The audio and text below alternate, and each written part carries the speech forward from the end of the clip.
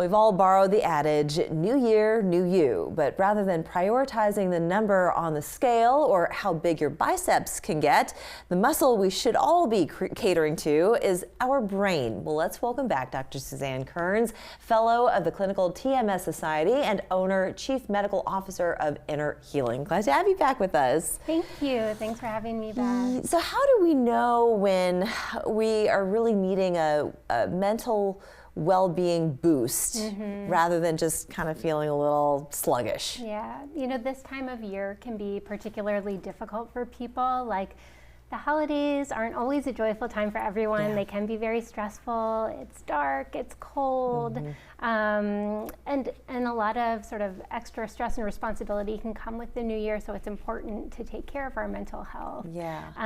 And, you know, I think that as far as Inner Healing goes, we are a holistic psychiatric practice. I prescribe medications every day. We do other treatments in our office like TMS and ketamine and Spravato. But really the things that I think about for every person I see, my friends, my family, myself, are things, basic stuff that we can do at home. Things like looking at diet, exercise, and little changes, not big stuff. What can we do to just sort of take a beat and reassess our daily lifestyle to then start to improve our mood and mental well-being?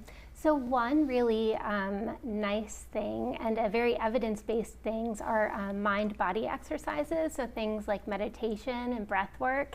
And for some people that may seem really out there and new, but really just, you know, 10 minutes a day of meditation 3 days a week has been proven to be just as effective as a first-line antidepressant medication. Really? It also is really helpful for anxiety, has been shown to improve sleep quality, and there are ways, a lot of ways like online free or low cost ways that people can learn more about that. So when you say breath work, is that just breathing in 3 seconds, out 4 seconds, or whatever the case, Different you know, whatever's breathing prescribed? techniques. Yeah. Yeah. I would say with the breath work, it's important to, especially if you have cardiovascular underlying problems already, consult your doctor first. Okay. Because sometimes that cannot be safe for everyone, but meditation is safe for everyone. All right, let's talk about diet, because diet is always fascinating to me. We get so indulgent during the holidays, and those sugars, fats, not so good for you, and that can, and alcohol as well,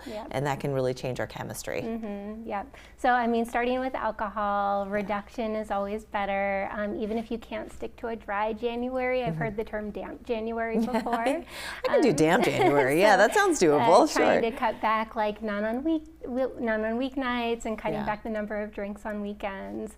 But then diet, you know, the Mediterranean diet really has a lot of evidence behind it to prevent depression, actually even prevent risk of dementia. People have been doing it for eons, and we're just still kind of discovering this and implementing it into our own lives.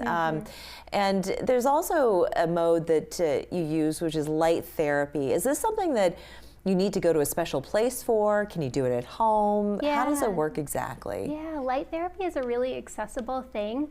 You can find the bright light lamps readily online. They're like $20 or $30. The key to them is that they need to be 10,000 lux. So that's kind of the brightness that you find on a sunny spring afternoon.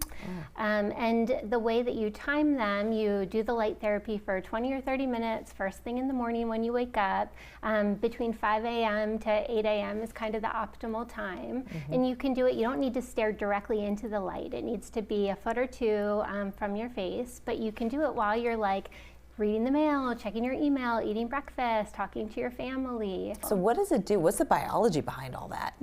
So it helps to reset circadian rhythms. And there's so much kind of interaction between sleep and mood. Often when people are struggling with sleep, struggling to get out of the bed in the morning, I'll prescribe this. And it's just like a easy thing, non-medication thing that you can add into your routine at home. Fascinating. And then finally, exercise. Exercise always does a body good and a brain. So yeah, exercise is also a great tool, and you really don't need to make gigantic leaps and bounds, especially if you haven't been exercising, which a lot of us haven't this time of year.